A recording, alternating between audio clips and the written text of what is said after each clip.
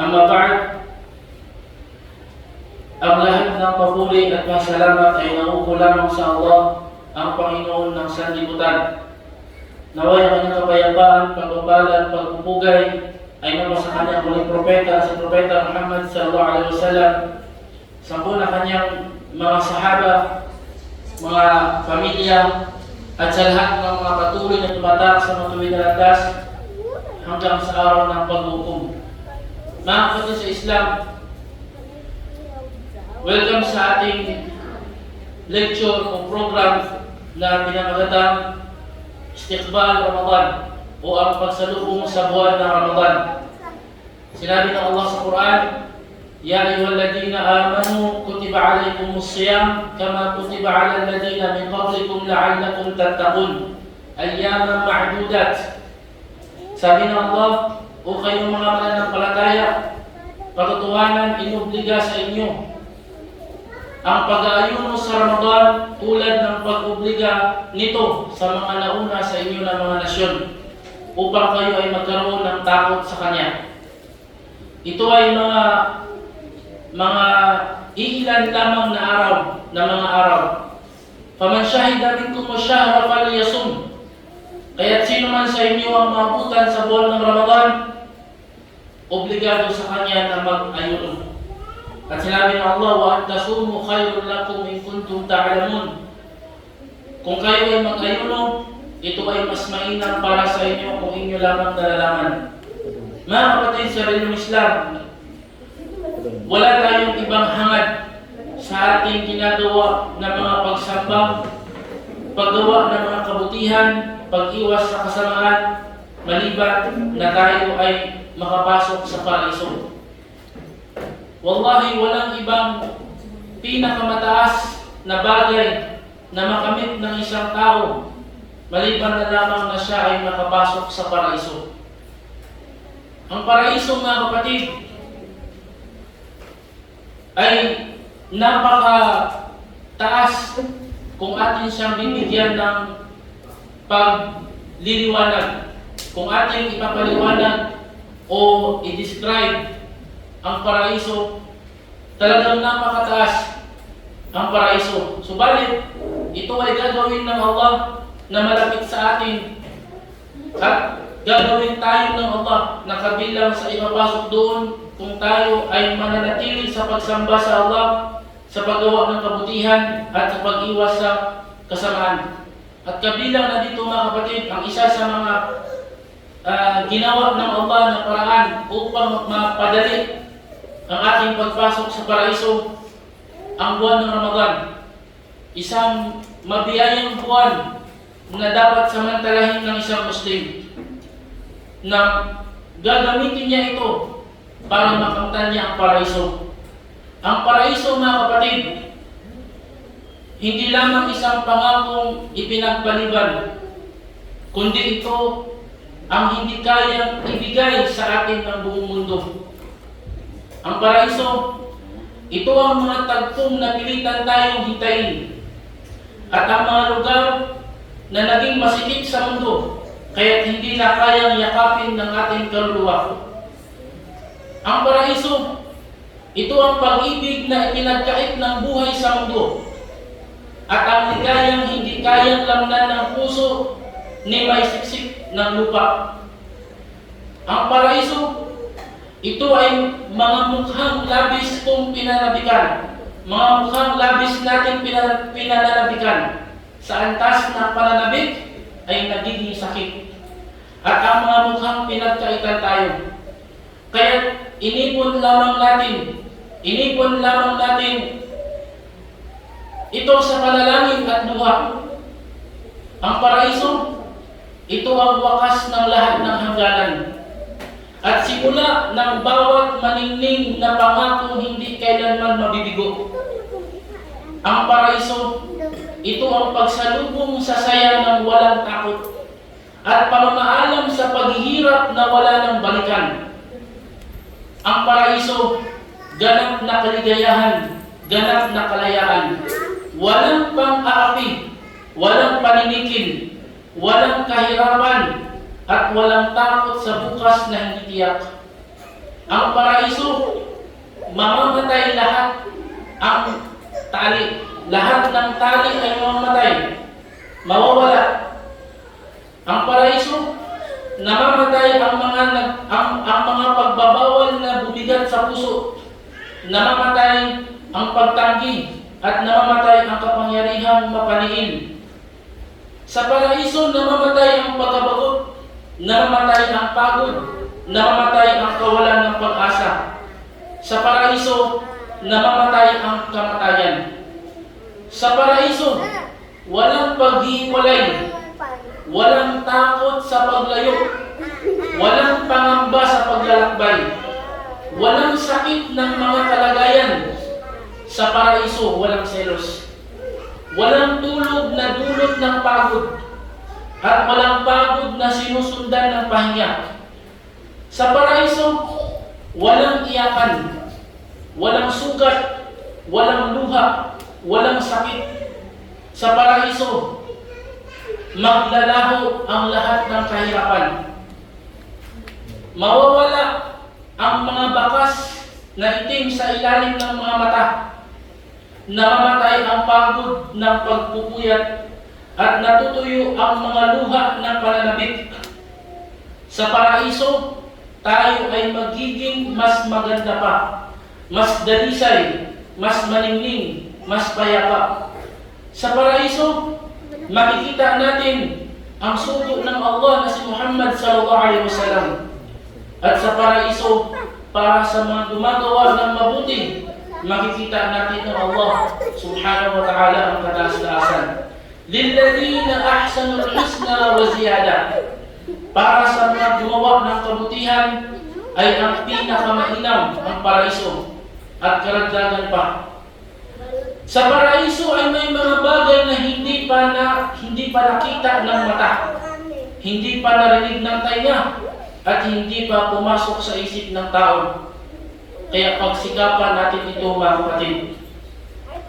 Naway tipunin tayo ng Allah at kasama ang ating mga mahal sa buhay sa Firdaus al-A'la sa paraiso, nang walang pagsusulit at walang naunang parusa, kasama ang mga propeta, mga tapat, mga martir, at kainam ng kanilang pagiging kasama. Mga kapatid sa Islam, isang napakalaking privilege na ibinigay sa atin na Allah, na sa pamamagitan ng pagpasok ng buwan ng Ramadan ay mapapadali ang ating pagpasok sa paraiso. Ngunit mga kapatid, huwag kang masyadong kumpiyansa, sapagkat ang mga syaitan, kahit sila ay nakatali sa buwan ng Ramadan, may mga tao pa rin na gumagawa ng kanilang gawain.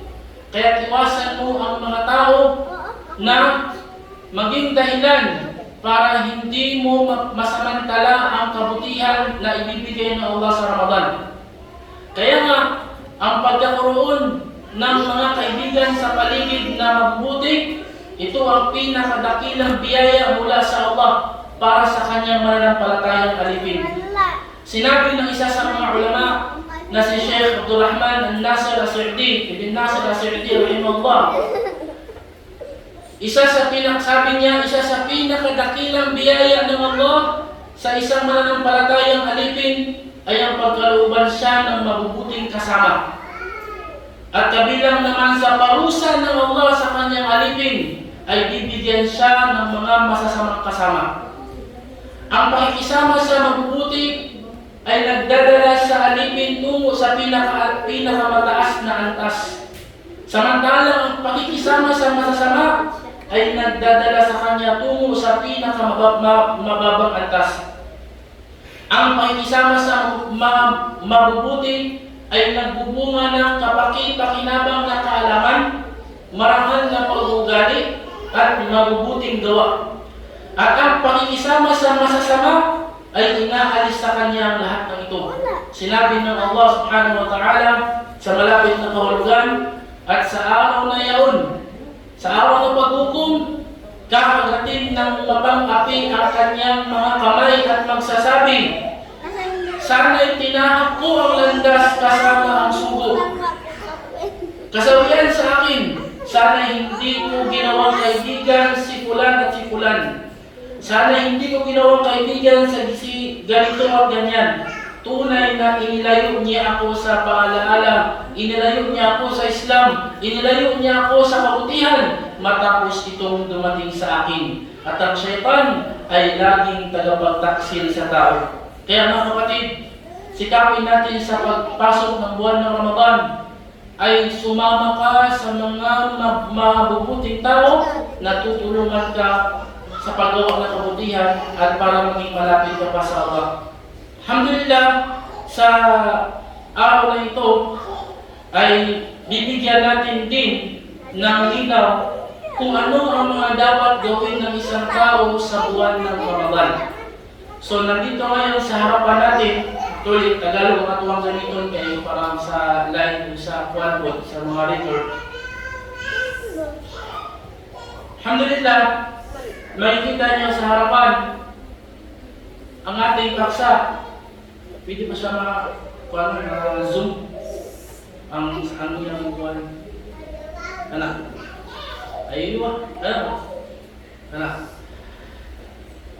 Awareness on the rulings of fasting in the month of Ramadan. Ito ay kaalaman na makukuha natin insyaAllah sa sa lecture na ito na ating madadala sa pag-fasting sa buwan ng Ramadan. Kaya kailangan natin ng konting atensyon, konting focus. Kasi medyo mahirap ito mga kapatid. Pero maging madali lang kapag na-focus natin insyaAllah. Una, bigyan natin ng kahulugan ang Ramadan. Ano ang ibig sabihin ng Ramadan? Mga bata, masawa na sila. Yung solusyon na rin. Sa parang gyapon, sa kabila ko, nagbago na si Kuano, si Paisa. Bulag. Jasim, ikaw hawit sa iya. Hawit sa iya, Sabag rin, sabag po, alin mo.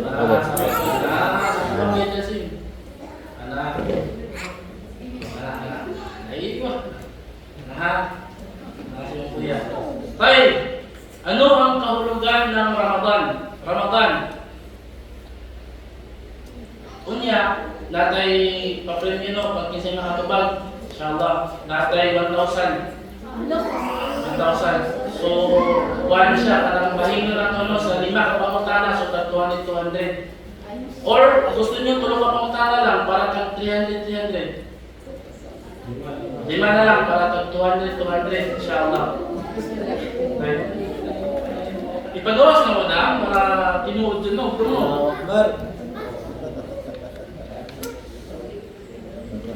Diba? Kaya hay. 1,000. Bismillah. Ang kahulugan ng Ramadan. Tay. Una, ang Ramadan ay kinuha sa salitang ugat na Ramadan. Wikang Arabic na ibig sabihin ay mainit na desyerto sa tanghaling tapat.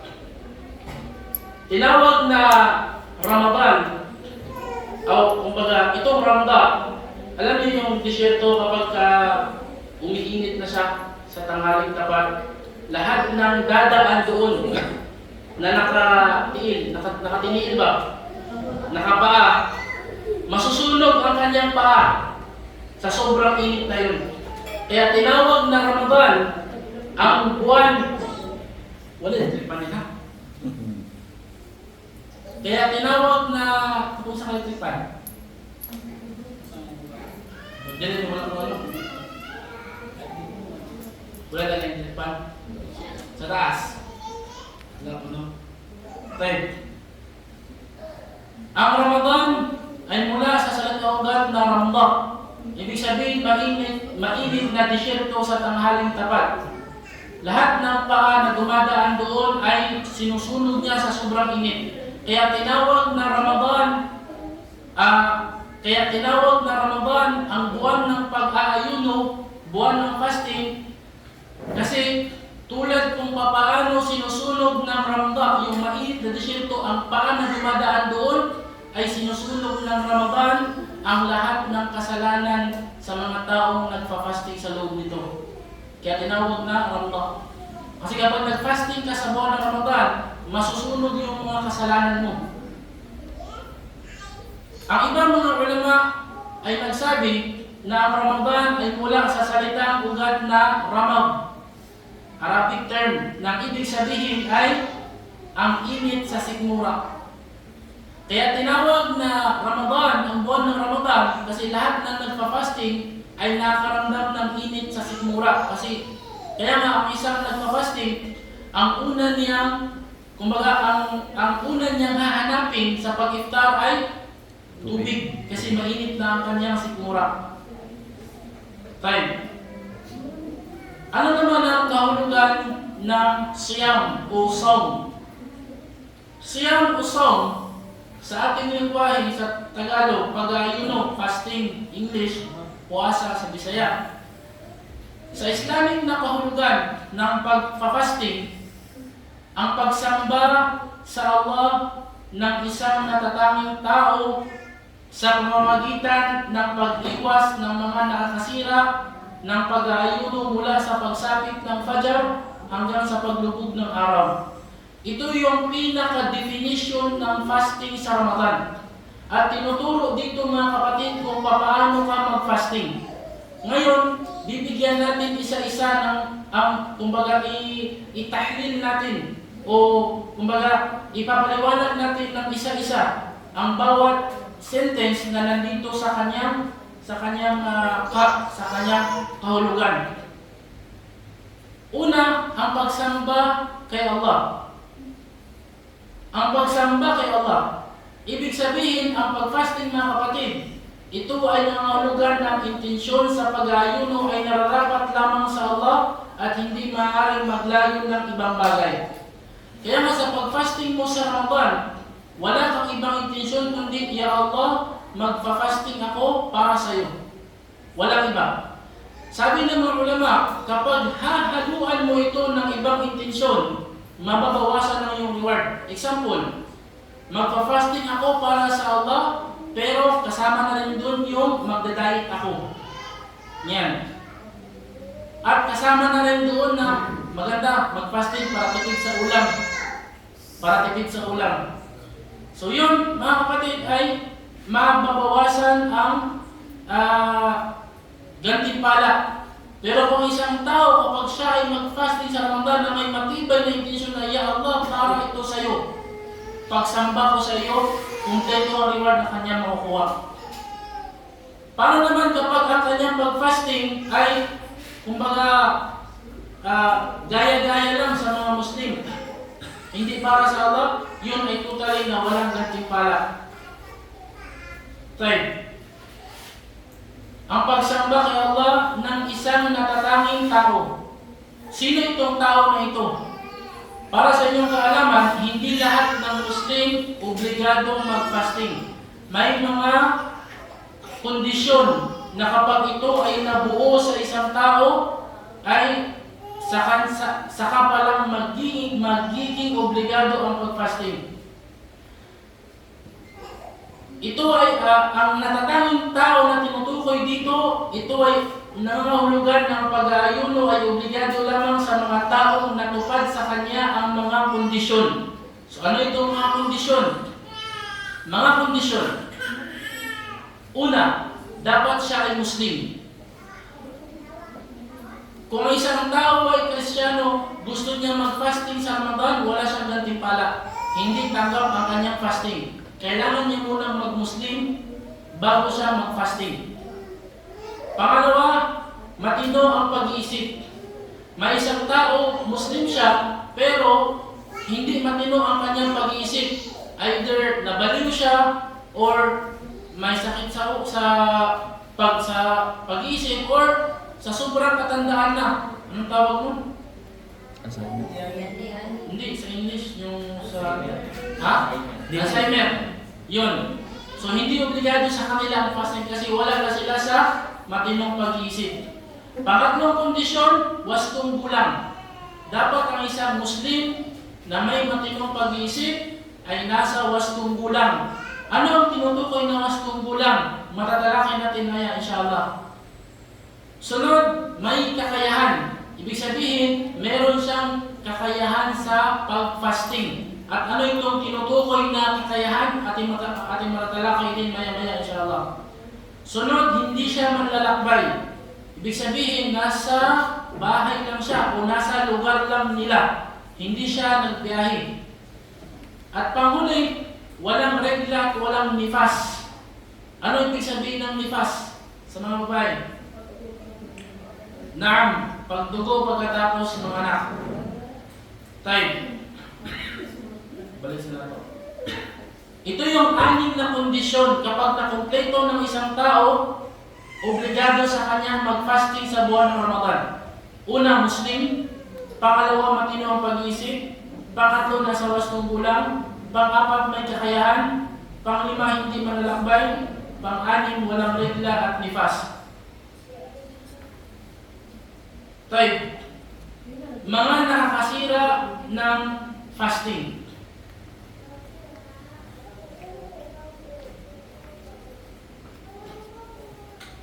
Una, pagkain. Pag kumain ka ng sinasadya, automatic sira ang fasting. Pero kung ikaw ay nakalimot, hindi masisira ang iyong pag-fasting. Nakakain ka, nakalimot ka na ikaw pala ay nag-fasting, okay lang, hindi sira ang iyong fasting. Pero kapag ka sinadya mo na, sira ang iyong fasting. Halimbawa, kumain ka, nagsimula ka na kumain, nakalimutan mo fasting ka pala.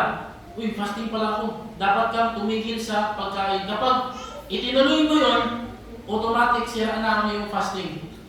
May kwento mga kapatid. Isa sa mga nakwento tungkol sa ganitong topic. May isang taong naglalakad sa palengke. Siya ay fasting. Buwan ng Ramadan. Nakakita siya ng grapes. Bumili siya. Isang pumba ng grapes. At hindi niya alam kung nakalimutan niya na siya ay fasting. Habang naglalakad siya, isa-isa niyang kinakain yung grapes. Grapes, yung ubas. Isa-isa niyang kinakain. Hanggang sa ito ay naubos at isa na lang yung natira. Saka pa lang niya naalala na fasting pala siya. Nag-fasting pala siya. Kaso lang, meron siyang kaalaman na, uy, hindi sila yung fasting ko kasi hindi ko sinasadya at nakalimutan ko. Kaso lang, paano itong isa? Sa sobrang talino niya, sabi niya, yun yung madami, hindi nasira, ito pa kayang isa, kinain niya. Automatic, anong itong na-fasting niya? Sira. Bright. Jasim, ayaw na. Sabi niya, ito, yun yung sobrang dami niya, hindi sila yung fasting ko, kaya isa, sayang naman. Sira ang fasting niya.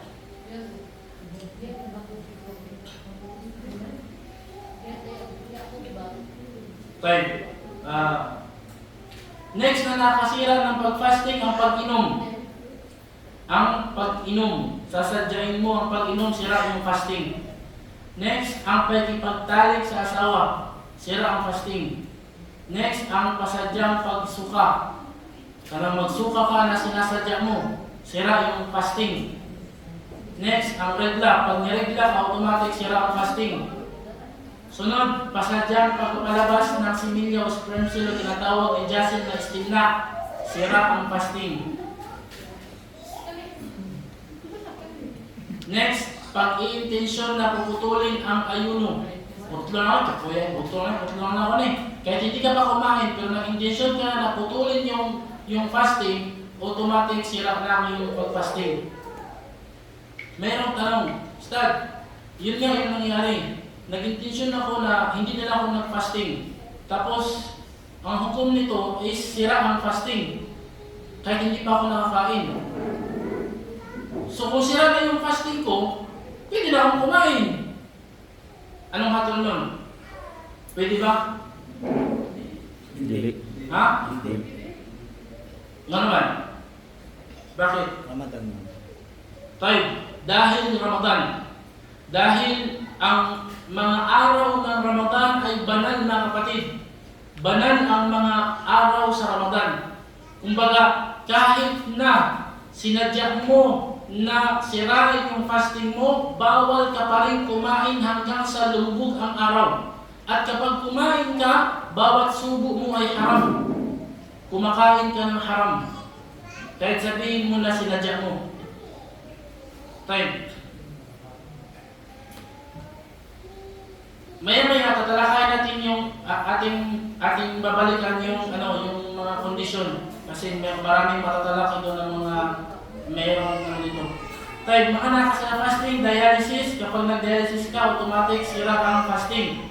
Next, pasadyang pagpapalabas ng maraming dugo. Tulad ng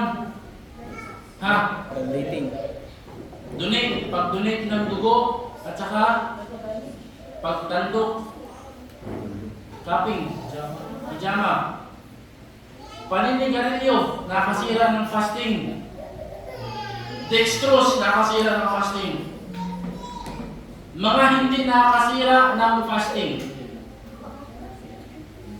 insulin sa may diabetes, inhaler o nebulizer oxygen, hindi nakasira sa fasting, Vicks inhaler, hindi nakasira sa fasting, toothpaste, eye drops, pills na nilalagay sa ilalim ng dila para sa sakit sa puso, mga pinapahid tulad ng oil, ointment, lotion, cream, makeup, eyeliner, betadine, alcohol, hindi nakakasira sa pag-fasting. Pagkupit sa buhok.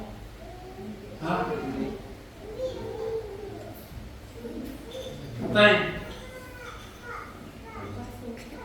Oras ng pag-ayuno. Wala din lang po dali. Oras ng pag-ayuno. Pagpasok ng oras ng Fajr hanggang paglubog ng araw. Ito yung duration ng fasting. Kapag pumasok na yung oras ng Fajr, start na yung fasting hanggang sa paglubog ng araw. Ibig sabihin, bago pa dumating ang Fajr, pwede ka pang kumain. Pagdating ng Fajr, hindi ka na pwedeng kumain. Ano yung maintindihan natin doon? Kumbaga, hindi ka nakabase sa adan. Hindi ibig sabihin na hindi pa nag-adan sa masjid, kaon pa, wala pa adan. Fajr naman, wala pa adan. Hindi basihan ng adan. Ang basihan, ang oras. Once na ang oras 4:30 Fajr, kahit wala pang adan, tigil na sa pagkain. Start na yun ng fasting. Kaya nga dapat ang mga nag-aadan sa masjid, yung talaga mapagkakatiwalaan. Kapag oras na ng adan, automatic, nag-adan na siya. Dahil hanggang sa paglubog ng araw, ito naman din, kahit maliwanag pa, hindi dito sinabi hanggang sa dumilim ang paligid.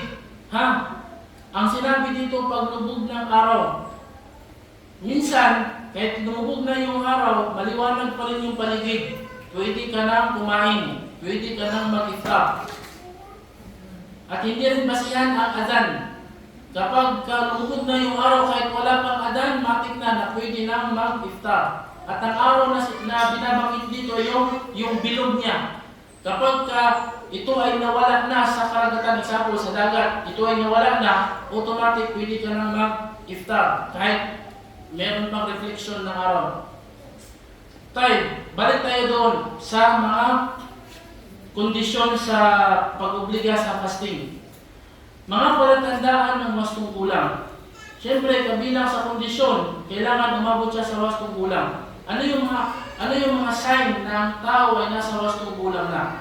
Una, nilabasan siya ng similya. Kapag siya ay nalalabasan na, automatic nasa wastong kulang na siya. Kahit siya pa ay 9 years old or 10 years old. Sunod, tinubuan na siya ng pubic hair. Sunod, umabot siya sa edad na 15 years old. Ito yung sa lalaki. Ibig sabihin, isa man sa tatlo na ito, ang nakita ng lalaki sa kanyang sarili, siya ay nasa wastong gulang na, obligado na sa kanya ang mag-fasting. Nilabasan siya ng similya, tinubuan ng pubic hair, o di kaya umabot na sa edad na 15 years old. Yung tatlo na yon ay pwede rin sa babae at idagdag ang pang-apat ang menstruation. So, ibig sabihin, 3 sa lalaki na palatandaan, 4 sa babae na palatandaan. Hindi ko na ipaliwanag pa ng mas malinaw para pag dumating na yung question and answer, yun yung tatanong ko. Mga uri ng walang kakayahan sa pag-aayuno. Time. Ang una, pansamantala. Ano ibig sabihin ng pansamantala? Ibig sabihin, ang tao na ito ay kaya niyang mag-fasting. Subalit, dinadaan siya ng sitwasyon na hindi niya kaya mag-fasting tulad ng siya ay may lagnat or sumakit ang kanyang ngipin na sobrang sakit na kailangan niyang uminom ng gamot o sumakit ang kanyang ulo sa sobrang sakit o anumang sakit na kanyang naramdaman sa kanyang katawan na hindi niya kaya ipagpatuloy ang fasting, pwede niyang i-break ang fasting at bayaran na lang ito pagkatapos ng Ramadan kung siya ay malakas na. So ito yung kanyang hatol, bayaran na lang. Pangalawang, tao walang kakayahan panghabang buhay. Ibig sabihin, permanent na ang kanyang kalagayan. Talagang hindi na mawawala. Halimbawa, tulad ng tao na mayroong sakit na permanent na at kailangan niya ng gamot araw-araw. So hindi na siya obligado pang mag-fasting. At kahit matapos pa ang Ramadan, hindi pa rin siya obligado mag-fasting kasi wala namang chance na siya ay gagaling pa. O wala namang chance na babalik pa siya sa lakas niya. Kaya obligado sa kanya ay magpakain. Kung ilang araw ang Ramadan, example, 29 days, 29 katao ang kanyang papakainin. Magluto siya ng ulam, kanin, at pagkatapos pakainin niya yung 29 katao na mabubusog sila o di kaya 30 kung 30 days ang Ramadan. Kasi minsan ang Ramadan 29, minsan naman 30. So itong ang hatol sa may sakit na pansamantala, halimbawa may lagnat o ano man dyan na pwede pang gumaling, hindi siya magpapakain. Kundi siya ay magfa-fasting after ng Ramadan. Wade? Klaro? Tayo. Ito yung hatol. Ang pansamantala, bayaran pagkatapos ng Ramadan. Ang panghabang buhay, magpakain ng isang tao sa bawat araw na hindi niya napag-ayunuhan. Time. Hatol ng buntis at nagpapadidik ng bata. Ang isang buntis at nagpadidik ng bata ay pareho lamang ng hatol sa Islam. Meron silang dalawang hatol dahil mayroong dalawang kondisyon. Bawat kondisyon may hatol. Ang una, kapag siya ay mapipinsala kung mag-fasting, mabigat sa kanya, mahilo. Malipong ba? Mahilo, no? Mahilo. Bisaya, mahilo. Mahiluan. Patay na poison. Sa Tagalog, malipong lang. Sa Bisaya, patay na. Nahilo siya. Ha? Ano to? Yun lagi sa Tagalog, nahilo, nalipong mabuhay pala. Sa Bisaya, pag nahilo, patay na. Nahilo siya. Nahirapan siya. Pwede siyang hindi mag-fasting at mag-fasting na lang siya after Ramadan. Kung hindi na siya buntis at kung kaya na rin niya, kahit siya napapadidi pa ng bata. Tayo. Pangalawang kondisyon, kung hindi siya nahihilo, kaya niya, malakas siya, kaya niya mag-fasting, pero natatakot siya dahil advice ng doktor na hindi siya pwede mag-fasting kasi mapipinsala ang bata. Kumbaga, doon siya nagka-concern sa bata. Sa bata sa kanyang tiyan o sa bata na kanyang karga sa pagpapadidi. Ang hatol sa kanya ay pwede siyang hindi mag-fasting at pagkatapos ng Ramadan, kung siya ay malakas na, ay babayaran niya itong mga araw na ito ng pagpa-fasting din at idagdag pa yung pagpapakain. Kumbaga, dalawa ang kanyang obligasyon. Mag-fasting pa siya at magpakain pa siya. Kung ilang araw siya hindi nakapag-fasting, ganon din ang araw na kanyang babayaran sa pagpa-fasting din after Ramadan, at ganon din kadami yung mga tao na kanyang papakainin sa bilang kabayaran sa kanyang sitwasyon. Klaro? Wate? Kaya kung ikaw na babae, malakas ka, magpahina-hina na lang ka para fasting lang.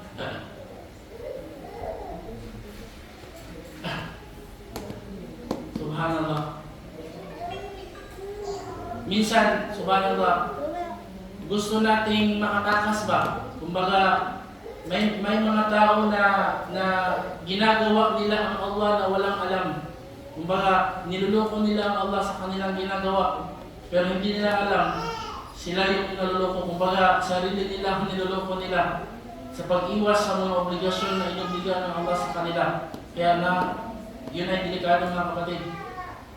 Tulad ng halimbawa, bawal ka makipagtalik sa asawa sa Ramadan kapag ikaw ay fasting. Kapag ikaw naman ay hindi fasting, pwede ka makipagtalik sa asawa mo. Yung ginagawa ng iba, sila ay nagta-travel. Makukuha natin yan. Kapag ikaw ay nagbiyahe ka, hindi ka na obligado pang mag-fasting. Kapag hindi ka na obligado mag-fasting, pwede mo nang gawin lahat ng mga nakasira sa pag-fasting. Time. Ngayon, isang tao, gusto niyang sumiping sa kanyang asawa, tanghaling tapat, kaso lang bawal. Hindi na niya matiis pa ang paglubog ng araw. Ngayon, kanyang sasadyain na magbiyahe, para kapag siya ay nasa biyahe na, meron na siyang rason na hindi mag-fasting. So, pwede na siyang sumiping sa kanyang asawa. Technique. Bride, hindi kasi. Nara kay Tuan? Nara siya idea. Biyahe ka sa Ramadan, biyahe sa Marawi, kaon niya yung cellphone. Biyahe sa Just. Ano? Jasin no? Jasin ang masih mo. Uy, ito steam na. Jasin na. Wala akong jasin. Time. Hatol ng musafir o taong nasa biyahe. Kapag pumasok ang Ramadan at ikaw ay nasa biyahe, ano ang hatol ng iyong pagpapasting? Allah subhanahu wa ta'ala ay nagsabi, أياما معدودات فمن كان منكم مريضا أو على سفر فعدة من أيام أخرى. Sabi na Allah, ang buwan ng Ramadan ay bilang ng mga araw lamang. Kung sakali man na mayroong isa sa inyo ang nasa biyahe o may sakit, ay pwede niya ipagpaliban ang pag-fasting sa ibang mga araw pagkatapos ng Ramadan. Ibig sabihin, ang pinakahatol sa pag-fasting kapag ikaw ay nasa biyahe ay hindi obligado. Nahirapan ka man o hindi obligadong mag-fasting kapag nasa biyahe ka. Ngayon, kung ang tanong mo ay ano ang mas mainam? Mag-fasting ba o hindi mag-fasting? Ito yung sagot ng mga ulama. Kapag ka sa tingin mo ay kaya mo mag-fasting kahit ikaw ay nasa biyahe, mag-fasting ka. At kung sa tingin mo ay hindi mo kaya dahil nahihirapan ka, huwag kang mag-fasting. At kung sakaling pipilitin mo kahit hindi mo kaya, ay nagkakasala ka sa iyong pag-fasting. Wala kang gantimpala at may kasalanan ka pa. Tatlong kalagayan sa taong gustong mag-fasting sa Ramadan. Memorize niya kasi 300 ang price. Pagtigayo, nanay pang down sa cellphone. Okay. Ngayon, ano yung, kumbaga, kailan matatawag ang isang tao na siya ay nasa biyahe? Binanggit ng mga ulama, kapag ikaw ay magbabiyahe ng sobra 80 kilometers, ikaw ay nasa biyahe. Sobra 80 kilometers, example, Dipolog to Sindangan, 85 kilometers. So kapag ikaw ay pupunta sa simbahan, automatic ikaw ay nasa biyahe. Tayo. Pangalawa, kailan ka matatawag na nasa biyahe? Okay, nandyan na yung intensyon na punta ka ng simbahan, sobrang 80 kilometers. Kailan ka matatawag na sa biyahe? Matatawag ka na nasa biyahe kapag ka lumabas ka na sa iyong lugar. Halimbawa sa Dipolog. Kapag ikaw ay lumabas na sa Dipolog, nasa Katipunan ka na, ibig sabihin nasa biyahe ka na. Basta ang direksyon mo o ang destinasyon mo ay sobrang 80 kilometers. Tulad ng ating nabanggit, kung ikaw ay gustong pumunta sa Sindangan. Ibig sabihin pala, kahit na 80 kilometers yung, sobrang 80 kilometers yung pupuntahan mo, pero nasa lugar ka pa. Kumbaga, nasa iyong lugar ka pa, hindi ka pa nakaalis, hindi ka pwedeng mag-break ng fasting. Obligado na mag-fasting ka. Example, magbabiyahe ka bukas. Bukas na yung Ramadan. So, kailangan mong gumising ng sahur, di ba? Magbabiyahe ka bukas, papuntang Sindangan. Ang oras ng biyahe mo ay alas 12 ng tanghali. Ngayon, dahil sa alam mo yung hatol, sabi mo, hindi na ako magsasahur kasi i-break ko naman din kasi magbabiyahe man ako. Mali yun. Kumbaga, kahit meron kang intensyon na ikaw ay magbabiyahe, habang nasa lugar ka pa, hindi ka pwedeng mag-break ng fasting. Ang hatol mo ay katulad ng hatol ng mga hindi magbabiyahe. So, ibig sabihin, kung bukas yung biyahe mo, alas 12 ng tanghali, ngayong sahur ay gigising ka, kakain ka ng sahur, at magpa-fasting ka. Fasting ka hanggang sa dumating yung pagbiyahe mo. Pagbiyahe mo na, kung ikaw ay nakasakay na sa sasakyan, hindi ka pa pwede mag-break ng fasting. Kailan ka mag-break ng fasting? Kung nakalabas ka na sa Dipolog. Hindi sa bahay, sa lugar mo. Pag nasa ibang baryo ka na, doon ka na pwede nang mag-break ng fasting. Time. Meron isang tanong din. Ustad, hindi ako nag-fasting dahil nasa biyahe ako. Papaano kapag dumating ako sa lugar ko na may araw pa? Magpa-fasting ba ako? Or itutuloy ko yung pagkain ko? Dumating ako ng alauna ng tanghali. Meron pang araw. So, hindi na ako traveler. Itigil ko na ba yung pagkain? Ang mga ulama ay meron sila doong hindi napagkasunduan. Sabi nila, dahil ikaw ay hindi na traveler, obligado sa iyo na hindi nakakain hanggang sa dumating yung Maghrib. Pero, babayaran mo pa rin yung araw na yun. At ibang mga ulama nagsabi na okay lang na kumain ka kasi hindi mo naman nasimulan yung araw ng pag-fasting. Kumbaga sa pagpasok ng oras ng Fajr, na yun yung simula ng pag-fasting, hindi ka nag-fasting at hindi obligado sa iyong fasting dahil ikaw ay nasa paglalakbay. So ituloy mo yan hanggang sa Maghrib. Ganon din yung hatol, mga kapatid, ng isang babaeng may regla. Kapag ang isang babae inabutan siya ng regla, alas 12 ng tanghali, fasting siya, automatic, break ang fasting niya, pwede na siya kumain. Kapag ka naman, mayroon siyang regla, at pagdating ng alauna or alas 2, ay malinis na siya at nakapagsala na siya, obligado ba sa kanya hindi kakain? Kasi hindi na siya, kung baga, obligado na sa kanya may regla. Ang hatol ng mga kapatid, sabi ng mga ulama, ay pwede pa rin siyang kumain. Kasi nasimulan niya yung araw na siya ay hindi, hindi obligado ang pag-fasting. Time. Paano naman ang isang taong balik Islam? Kristiyano siya. Nung pumasok ang Ramadan, nag-Muslim siya. Halimbawa, nag-Muslim siya ng alas 12 ng tanghali. Obligado ba sa kanya na mag-fasting ng kalahating araw? Or pwede siya kumain? Sabi ng mga ulama, obligado sa kanya mag-fasting.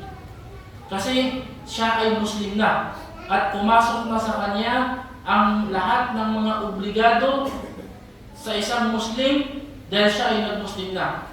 So hindi siya pwedeng kumain at uminom, pero ang tanong, babayaran niya ba yung araw na yun o hindi? Ha?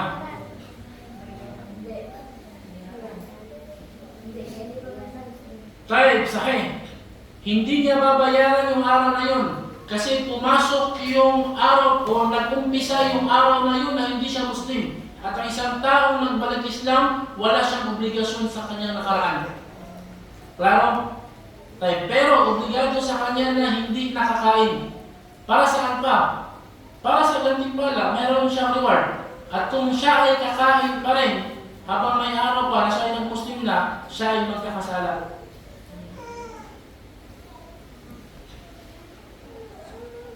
Yun yung hatol sa may regla, ganoon din sa nifas. Ganoon din sa nifas. At dito na lang nagtatapos, alhamdulillah. So papasok na tayo sa ating main event. 1,000. Ha? Pwede na mag-ibig sa mga pagkas. Oh. Ilang tanong to? 5. 5 tanong. 5 tanong. Una, siyempre, taas kamay muna bago sagot. Taas kamay, sunod sagot. Okay. Mag-start ka sa... Okay. First question. 200 pesos.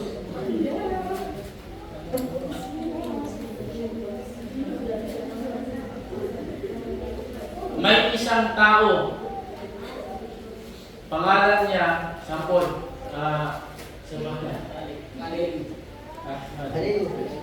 Ahmad na lang, Ahmad.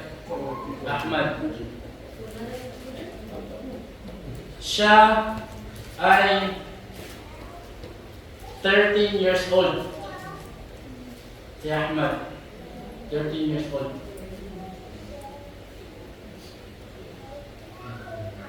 13 years old si Ahmad. Ha? Wade? Obligado ba sa kanyang mag-fasting o hindi at bakit? Saleh. Hindi na siya obligado mag-fasting kung wala ka siya iwan. Hindi na ibawasan, wala ka siya pubic care. Hindi na siya 13. Pero bisag 13 siya, wala na siya pubic care na yun. Nasa siya sila nagkawasan. Allah, sahih. Tuhan sahih. Sorry tu kan, siapa dia? Awak jangan main-main dengan sisi dia. Yay. Yay. Saya pwede ka ba ito yan? Hindi na? Ha? May mga pwede. Jadi lah kalau pilih kamu tabang, tapos may tuition.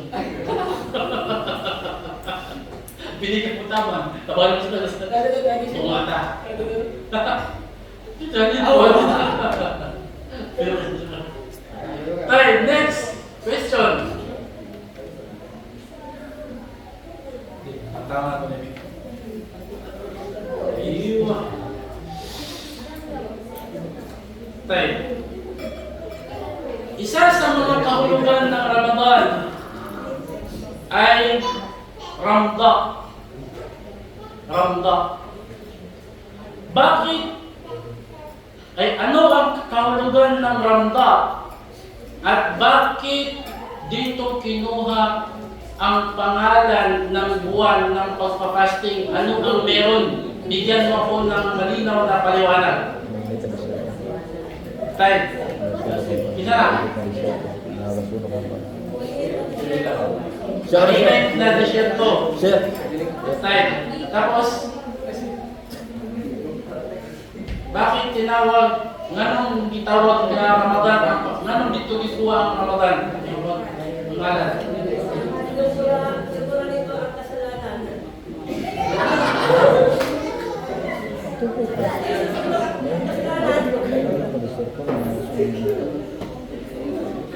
Sakto nga, pero kulang yung kuhan. Kulang mo. Bisaya na lang, bisaya na.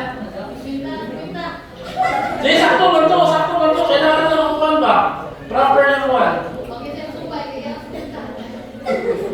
Sige.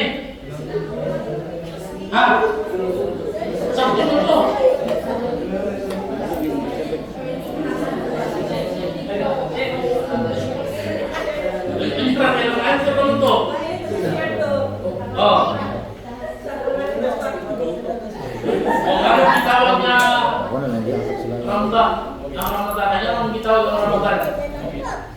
Anong gitawag ang bulan sa pag-fasting ng Ramadan?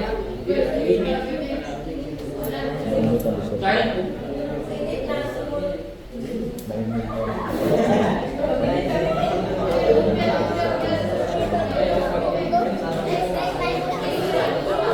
Ha? Siya na lang. Kasi eh, buwan ka ng 1,000. Diretso ka, diretso. Buwan ka lang ng 1,000. Sabi natin sponsor na. Ha? Ano yun to? Brought to you by Brian Simedo.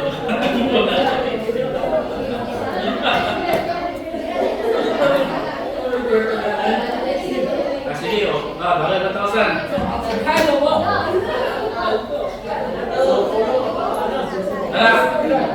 Asar na ba? Ganun daw ang ito. Asar na wala pa? Wala pa? Tay, sakto lang to.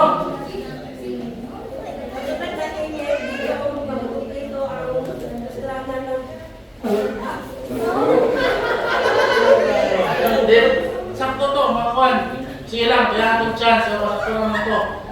Dahil mabubura kung paano sinusunod ng Ramda ang mga tiin, ang mga paa na dumadaan doon, ay ganun sinusunod ng buwan ng Ramadan ang mga taong dumadaan sa Ramadan na nagpapasting. Yung mga tao sinusunod, yung mga kasalanan ng mga tao na nagpapasting na sinusunod.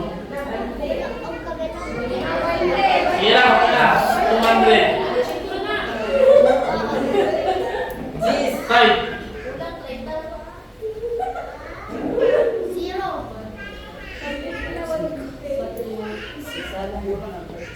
Next, binanggit sa kahulugan ng pag-fasting na ito ay obligado sa mga natatanging tao. Ano ang ibig sabihin ng kahulugan na ito? At sino sila? Ano ang ibig? Bakit sinabi doon na natatanging tao lamang? At sino itong mga natatanging tao na ito? Bismillah. Muslim. Hindi na yung tanong ha. Binanggit dito na ang sa Ramadan ay ito ay obligado sa mga natatanging tao. Anong ipaliwanag bakit sa natatanging tao lamang? At sino itong mga natatanging tao na ito?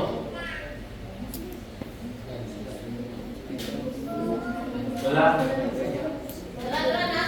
Yes, sama lang si Pod. Ha? Diretso, chef. Diretso. Yasin? Sige. Punong. Wala, hindi mo natin. Wala, sabot sa pangutana. Ang pagsabot sa pangutana, tunga sa answer. Ang pangutana mga niya, kabilang sa kahulugan ng Ramadan, ito ay obligado sa mga natatanging tao. Bakit? Anong meron? Anong ibig sabihin nun? Yung katagal na yun. At sino yung mga tao na yun? Dalawa yung mga yun. Sige, Ahmad.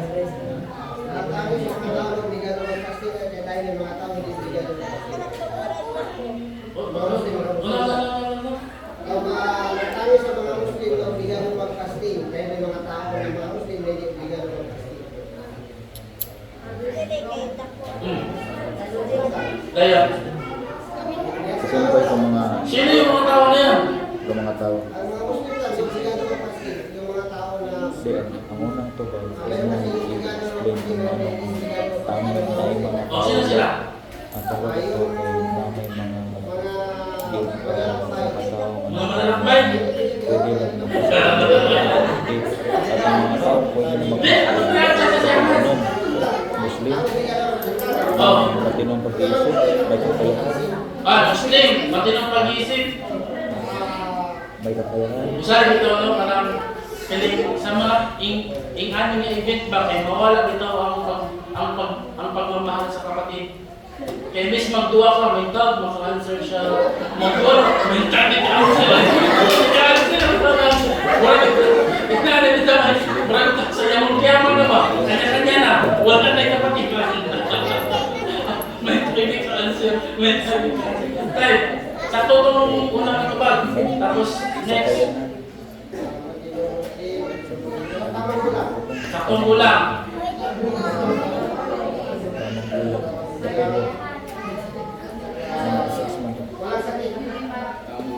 Walang sakit. Ha?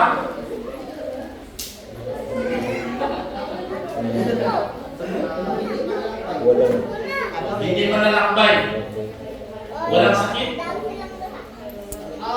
Sakto to, walang sakit. Yun lang sa mga ibig kanila, mabawi din ako. Hindi na, pag gusto nila ko na, makakon siya. Kaya, Sa Muslim, sa tamang isip, tapos sa tamang gulang, oh, tapos hindi malalakbay, oh, at saka Sir, sir. Malakas. malakas. Malakas na. Pwede na siguro no, malakas na. Ay, wala na, may kakayanan. Nagpunta sila. Grabe yan na pa. Napaisa. Ulang ito ka po. sabay bro, sabay.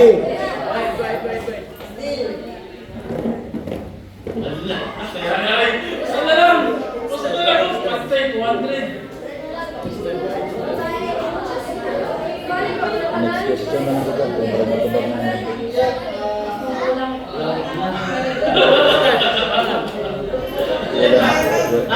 Kaya na! Kaya na!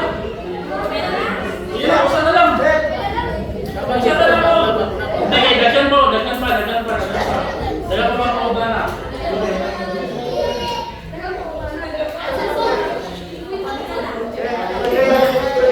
Allahu Akbar! Babaeng dito to. Wala to! Wala to to!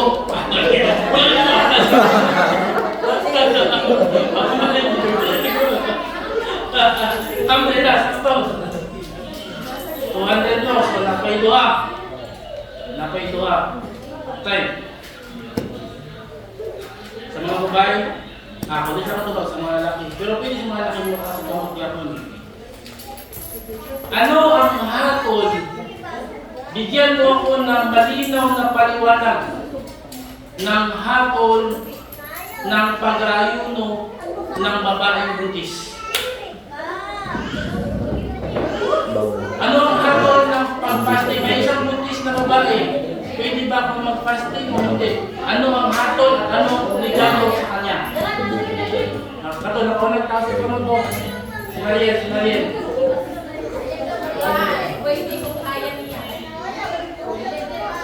Pwede kung kaya siya. Hindi legal. Klaro. Then, Sige. Oh. antay natin. Kami ito. Parang ito. So, legal ito. Buntis. Ano ang hatol sa kanya?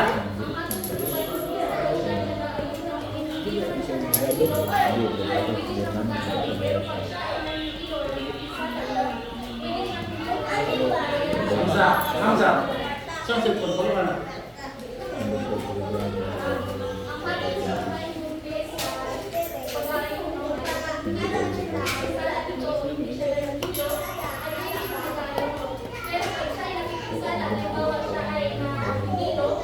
O mayroon siyang nararamdaman na connection sa kanyang kanyang bata sa kanyang ay pwede siya hindi mag-ayun at gabayaran naman ng tapos ng buwan na babasal.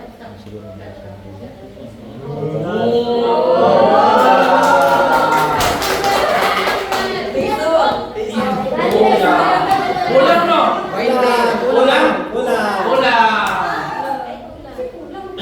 Sige. Pero sa bawal. Ito. 200. May na lang. Ulang. Bismillah. Pwede siya Kung gusto na ko kung na-nindot kayo ang pag-explain, mo na kung 1,000. kailan na bilala nila 400. 400 na lang, no? 400. Wala. 400. Basta gwapo kayo pag-explain. Baliktad kami. Di ka lang ito, nindot yung pag-explain ba? Bakit ito yung hatol? Bakit ito yung hatol? Bla bla bla bla bla bla. Ano ba? Sige. Sige na. Ha? Sabi ka rin. Sige. Bismillah. 400. Next question. Siya ka rin sa.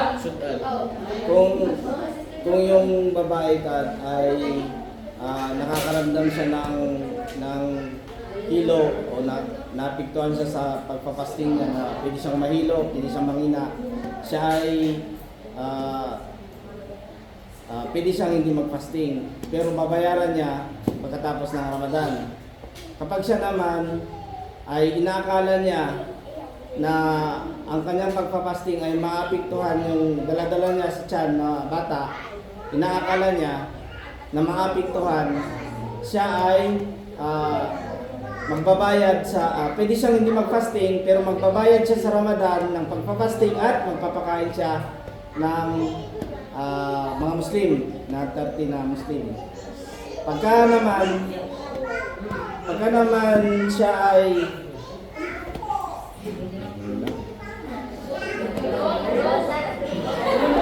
Magpapakain siya ng 30 na Muslim.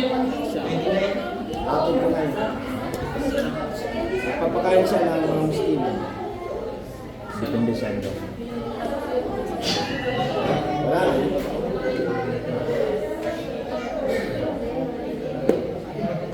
Kulang.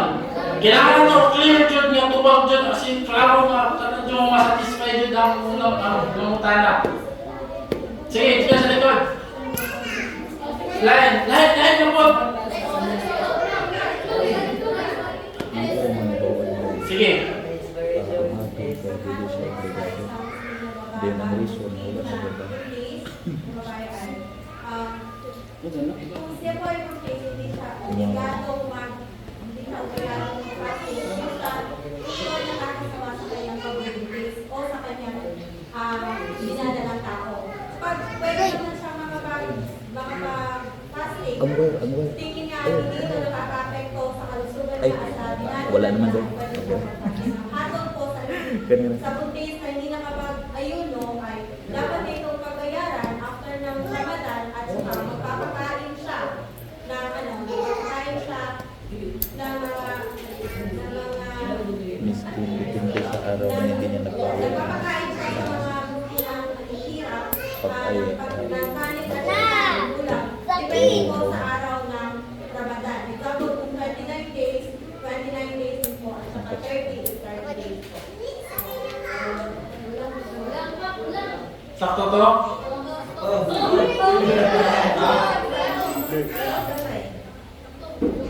Walang gamay. Muna ka itong nilong 400. Karang ito para kang pulido nga pa-explain ba? Budog chip. Kulang. Wala ba siya? Ay, nakapit ka talaga. Kulang. Ha? Okay, dito te. Bismillah.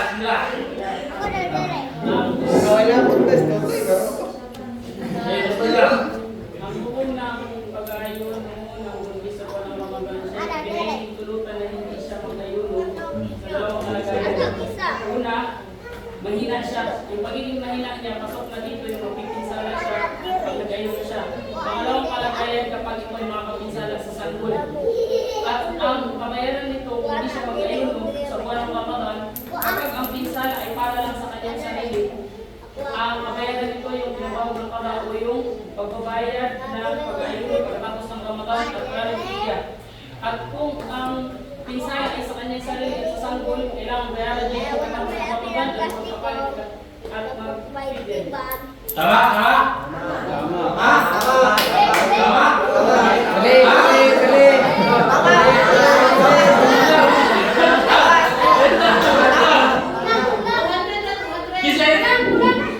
Kisa rin yun yung mali.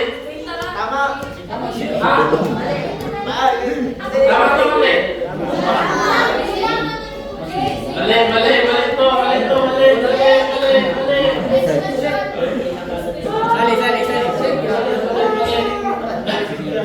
Mali.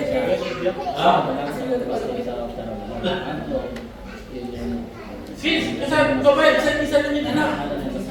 Bismillah.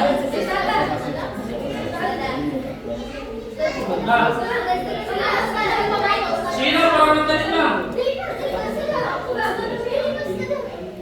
Usay galit ha. Usay galit. Ang mali na nasulti niya, ningon siya. At kung mapipinsala ang kanyang sarili at ang kanyang anak, ay magpakain siya at magfidya. Ay mag-fasting at magfidya. Sakto ba ito? Kasi ako. Kung Inaakala. ang sakto nito, kung Mapinsala siya at sabihin niya, kung kaya niya mag-fasting,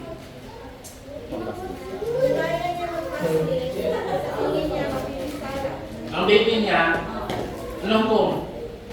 babayaran niya after Ramadan at saka magpapakain siya. Magpakain siya. Kung mapinsala ang baby niya, tapos mapinsala din siya, anong kung? Magpakain siya. Kung mapinsala ang baby niya, pero hindi siya mapinsala, anong kung?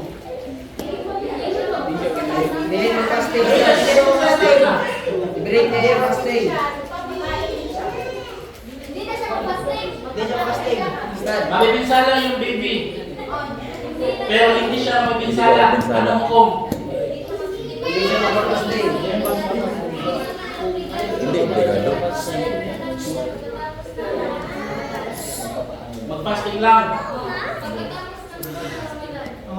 Mapipinsala ang baby, pero siya hindi siya mapipinsala. Tigil na yung fasting. Kasi yung regalo sa iya ha, magkakaroon o mag-fasting. Kung mapinsala ang baby, o mapinsala ko siya, kung sa'yo kung saya, hindi na siya mag-fasting. Both sides, pwede obligado mag-fasting. Obligado Sa'yo sa ko, pagkain. pag na yung makalan siya, buti makadawat sa 400. Mag-fasting siya, then mapakaon ko dyan. Ang baby, ito yung muna siya ang ikaduha na sitwasyon. Ang unang na sitwasyon is mapipinsala siya. Mahihilo siya. Na, kung sa'y hatol, pwede siyang hindi mag-fasting after Ramadan, magpakaon lang siya. Hindi siya mag-fasting lang siya. Hindi siya magpakaon. Pero kung mapipinsala ang baby, tapos hindi siya mapinsala, mag-fasting siya after Ramadan, o magpakaon ko siya. Kung mapipinsala ang baby, o mapinsala ko siya, o siya tol. Ha? Kung sa'yo hukom niya, kung sa'yo obligado sa iya ha. Ma'am? Fasting ko tawag. Hindi siya mag-fasting. Pagkatapos ng Ramadan, mag-fasting siya. Wala kayo, ano po siya? Ang unang senaryo, Ha? kung wala mapinsala, mag-fasting lang siya. Basta to? Napanisipin sa likod. Anak? Ma'am? Magpakaon. Gayon? Mag-fasting. Ha? Ay, hindi. Pareho lang. Basta gani ang baby mapinsala. Wala kayo pakialam kung dili ba ka mapinsala o mapinsala ka, pareho lang ang hatol. Mag-fasting. Nga, mag-fasting gayon, mag-pakaon. Basta gani ang inyong concern. Naana dito sa baby. Naana sa baby ang inyong concern. Maluya man ka o dili, wala kailangan ato. Magpakaon ka o mag-fasting after Ramadan. Dua ang bayaran. Kuha na to. Ang sayo ko ito kanina, niyon siya nga, mapipinsala ang baby at mapipinsala ka rin. Wala niya nisulti nga, kahit hindi mapipinsala, pareho lang. Basta ang baby ang imong concern. Kaya man imo mo or mapinsala po ka, pareho ra.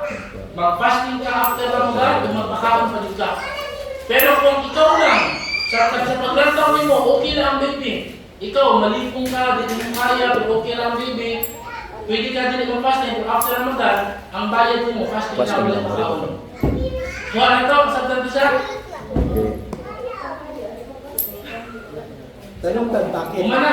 Tad, ako tanong, bakit ganun Tad? Bakit ganun na pagka yung Sabi sa PBB. Mumtaz, nindot ang pangutanan ni Abdul Karim. Bakit ganun yung hatol?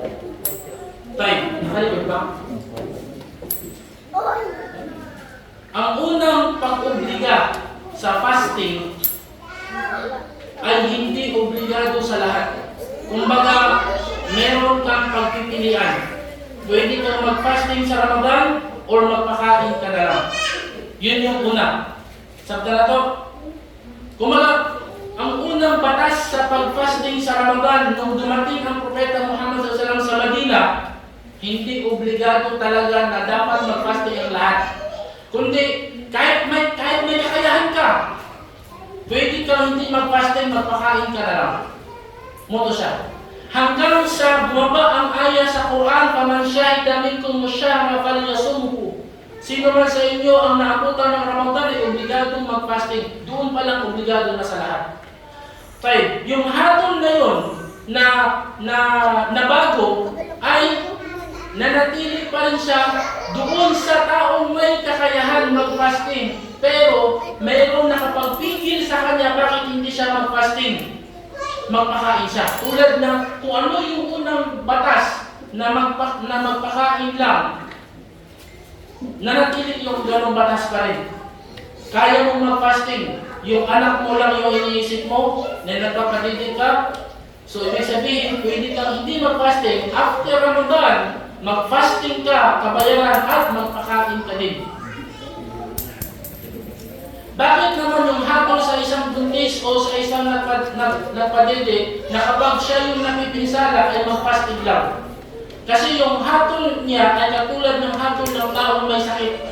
Pansamantala. May sakit na pansamantala. Tulad ng nilagnat, pareho lang sila ng hatol. Yun kasi buntis na kaya niyang mag-fasting, kumbaga, labas siya dun sa hatol na yun kasi kaya niya mag-fasting. Ang problema lang, mapipinsala yung baby sa tiyan niya o mapipinsala yung pinapadidi niya. So, pinayagan ng Islam na kahit obligado sa kanya ay hindi siya mag-fasting. Pero, yun nga, dalawa yung kanyang babayaran. Mag-fasting siya at magpapakain din. Okay? Time.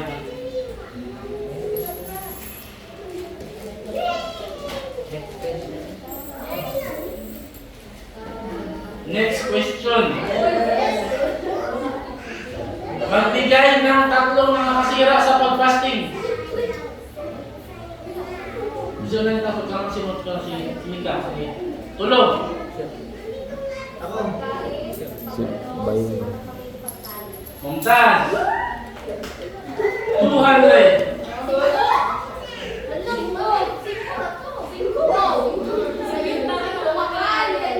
Ha? Ustad, ako Ustad. Lapa. Ray. Paligirilyo.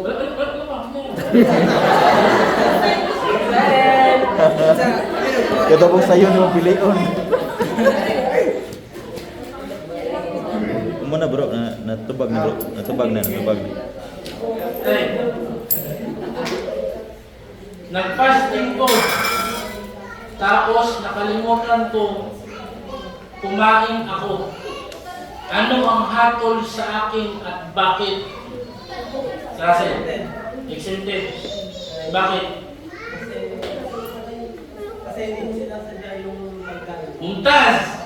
Nakalimot, 200. Dapat nabigay niya ako. Hindi siya pagsisipyo, no? Kaya mo sabi siya, pinakalakukan ng dawat? Ako. Ano? Oh, yan na natin. Dahil ang 400, no? Ang 200, kang Saleh. Ang 200, kang Ahmad. Ang 200, kang Dili. Napay isa. Ganti na no? Oh. Oh, anak. Sige, atay ni ka. Siya man ang pa. Oo, kumot. Anak, kato ko istin na auto ka na kayo pangkuhan. Babat, kamu yan na, kamu. Anak, ayos yan sa sawa mo tayo.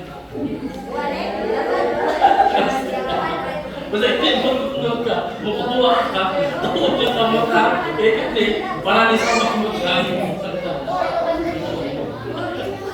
kasi mo ito, may ba ito? Yan ang minasala. Side. So, nakay na ito yung dyan niya, kaya 100, no? 100.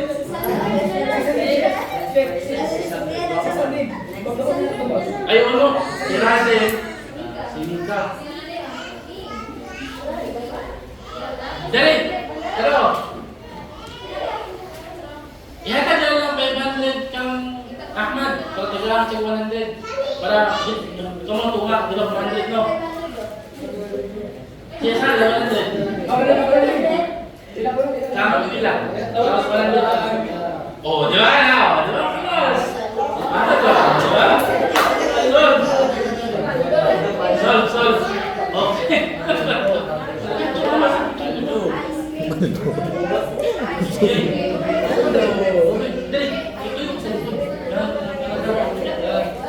Ten.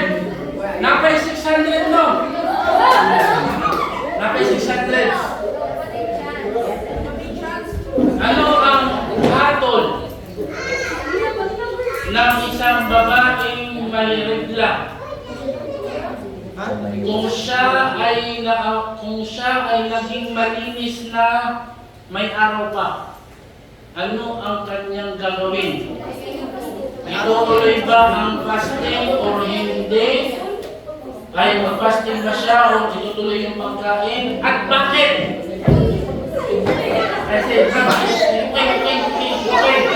okay. Ayaw na.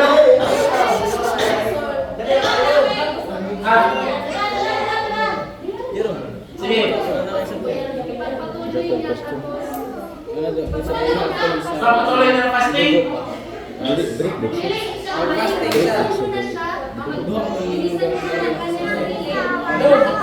Mag-fasting na siya.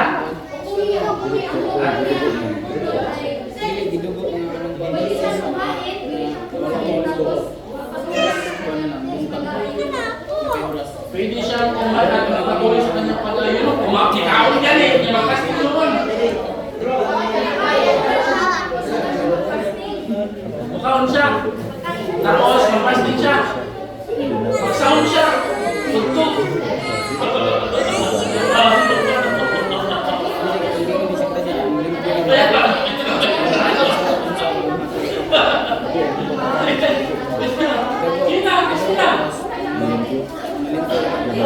Wala.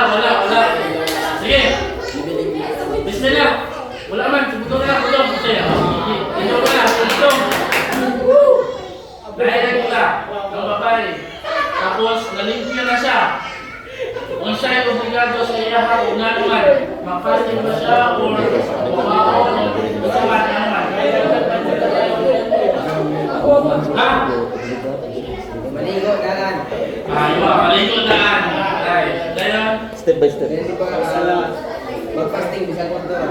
mag-fasting sa punto. Padayon lang yung fasting. Oh, weird kaya ay. Dili. Sakto to, dili. Fasting. Fasting.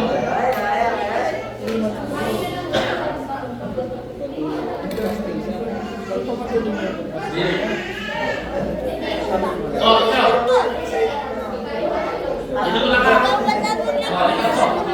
Sige na. Ikaw. Pwede umakin ka mag-fasting. Gusto mo na. Kaon na fasting.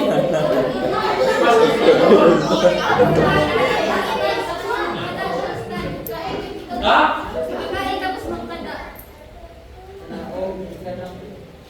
Bakit siya kakain?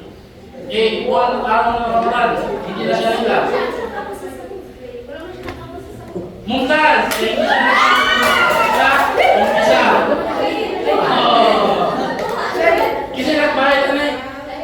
ito ba? Dili ito.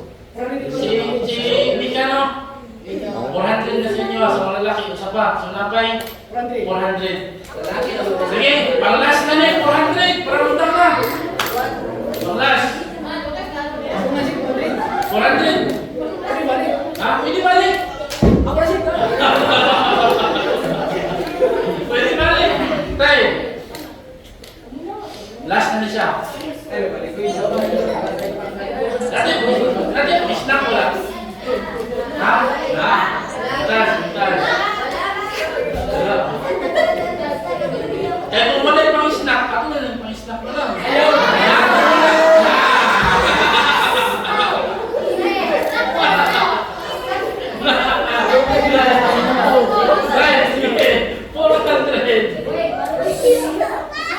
Ano ang parusa ng tao na nakipagtalik sa kanyang asawa sa araw ng Ramadan?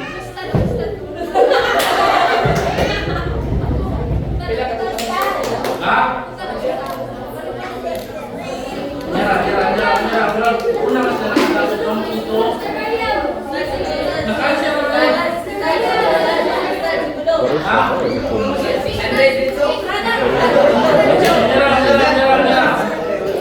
Mira.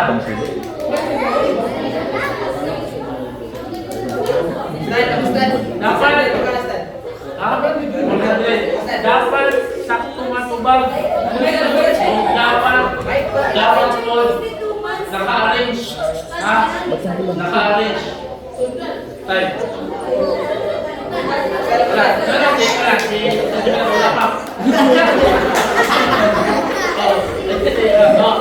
Ikaw.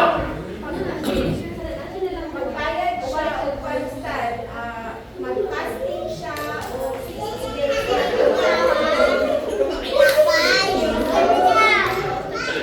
Nalipay na sila kaya sa iyo na. Muna siya kasi po sa hospital na walang kapakilan pa. May tanong sa iyo. Okay, ito na sila.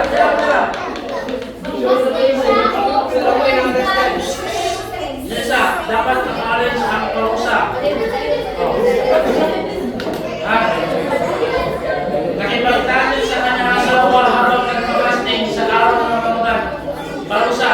Parusa sa nakipagtalik sa araw ng Ramadan, mag-fasting siya o 2 months na tuloy-tuloy.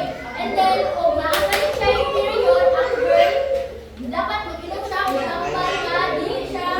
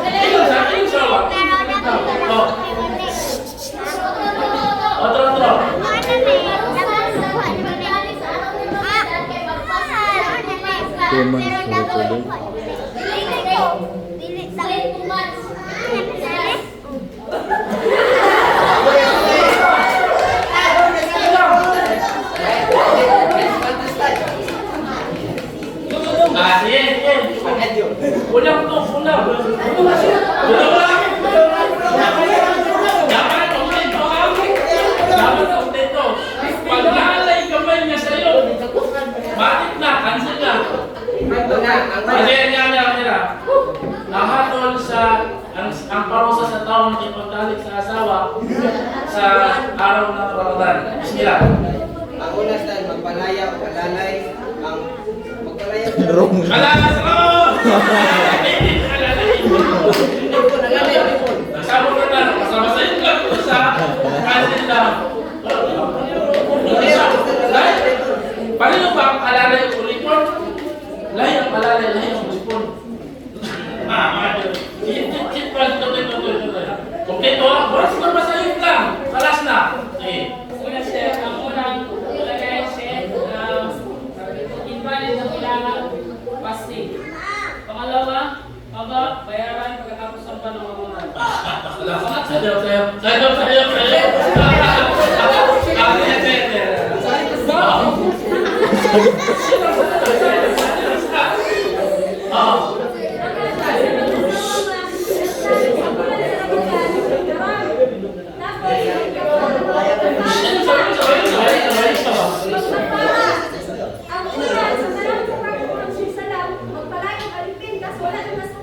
Balance. Oh. Ikaduha, mag-fasting og 60 ka adlaw. 60 days. Mag-fasting 60 days or 2 months. And then kung dili kaya, ikatulo is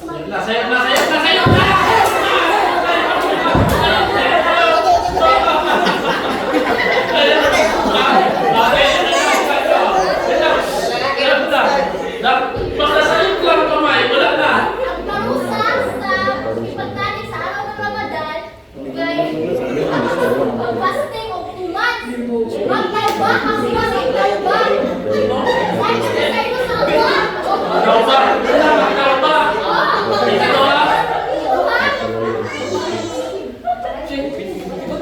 Mag-fasting.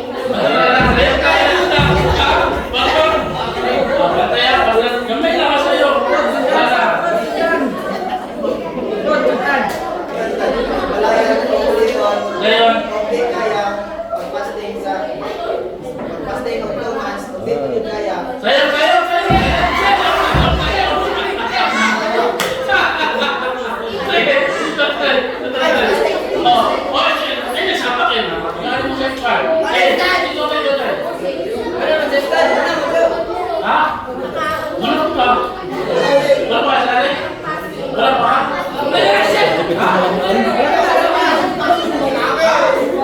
sayo.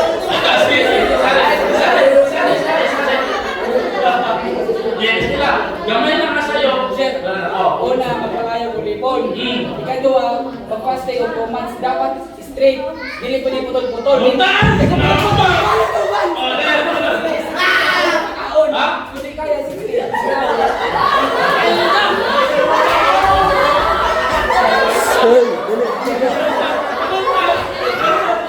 Hindi ko kaya 60 ka tao.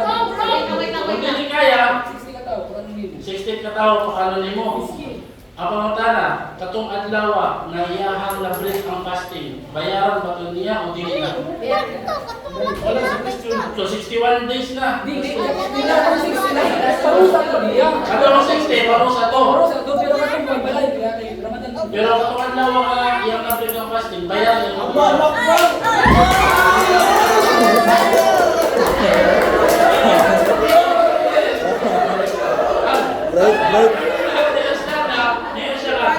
Mag-fasting ng umas, dapat tuloy-tuloy straight.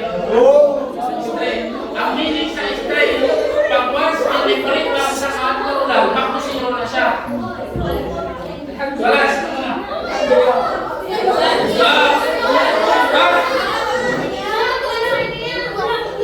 Una kaya, kaya dapat magpalayo sa libing muna. Karoon sa libing. Dapat may picture.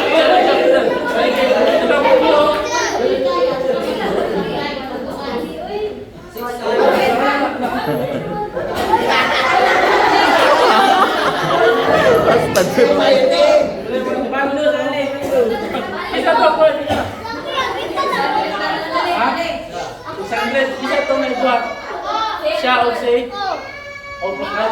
Alam mo yung 400. Alam mo 400. Sige, kung Wala akong parta. Alhamdulillah. So, alhamdulillah. So, wala tayo. Alhamdulillah. So, hinaot niya na enjoy mo sa inyo. Naman ako, akala mo. Kaya ito ang programa, no? Actually, ang itawag niya Istiqbal Ramadan, hindi mo siya yun niya obligado every wabot ng Ramadan kaya may mong bigla. Ang atuan is reminders na ba kanang atuang giandam, atuang kaugalingon nga pagsulod sa Ramadan, andam na ta magpuasa kay kabalong taon sa mga buhaton. Alhamdulillah, dili sa atuang masjid na kay libre nga iftar. So iftar dayon sa taas. Pwede po kung isa yung mga babae yung mag-stay sa taas, pwede sila mag-stay. Kung isa po yung mga lalaki yung mag-stay sa hall, pwede po sila mag-stay sa pag-bulmat sa Ramadan. Kaya na isa hall, kung na po iftar. Then, ikaduha, natin yung mga lecture ha. Ang lecture na to sa Ramadan everyday, magsugod after Asar. After Asar, natin lecture sa hadith. Whole month of Ramadan na siya. Then, after sa... Mati yan wala. After asar, natay lecture ha. After asar ko kini ano to nang alive ba na alive sa asar eh. Naka-live ay live sa asar. Ako po kayo, mag-live daw sa TikTok. Mag-live sa TikTok, sa Abdul. So, just follow the TikTok of Abdul Karim. Mag-live ko makita niyo yung sayaw-sayaw nito. So, naka-live siya sa TikTok ni Abdul Karim. Dili sa page center. Kaya, sa after sa adan sa Isha, naputay lecture. Ang atuang lecture ng Abdul is explanation sa hadith. O atuang lecture sa after adan sa Isha is sira. Ang talambuhay ni Propeta Muhammad sallallahu alaihi wasallam. There between Tarawih, naputay mga lecture. O sa mga babae po, after Tarawih, nasa lecture. Ang lecture ng Tarawih no? After Tarawih, after Maghrib, sa mga babae, nasa lecture. Ang ilang ustad dami ang magtudlo, no? Then after Tarawih, ang ilang ustad dami ang mag-lecture, insyaAllah ta'ala. Ang tudlang diyan, yung alhamdulillah, namin nakuha, di nakuha kami nakuha, magkala mo, siyempre, kung mga katong mga wala nakakuha, wala naka-answer, hindi na ikat-igagawon kay, kumbaga, ang tanan nakakadar na. Kung kisa di maka-answer, mo din ikadar sa mga maka-answer o makuha. No, Ken, sa sinay, no? Kung hindi panahon lagi na ako. Inshallah, pasingkay, sa Ramadan, sa Ramadan, pag ngayon mga risk, ihatag sa Allah, magkuhan ka mga program sa mga kapilyo, inshallah, para magamit ko sa Eid, inshallah. So, ato ang himon, ato ang Ramadan, bulan sa pag-fasting, bulan sa paghimo sa ibada, o bulan ko sa pagkuha o kaalam sa Islam, o bulan siyempre sa pagbasa sa Quran. So, natay anak pa sa Quran, before doon sa mga lalaki, before doon, ay anak pa sa Quran. Hangtod lang ini o inaot nga idawat sa Allah sa pagpaligamo. Allahumma amin o ipaabot ka sa Allah sa bulan sa Ramadan. Allahumma baligh Ramadan. Allahumma amin. O tawfiqan ka sa Allah sa paghimong kaiwan, daghang mga kaiwan sa bulan sa Ramadan. Allah ta'ala ala usalli lahum ala nabiyina Muhammad wa ala alihi wa sahbihi ajma'in. Wa qul dawana alhamdulillahi rabbil alamin. Wassalamu alaikum warahmatullahi wabarakatuh.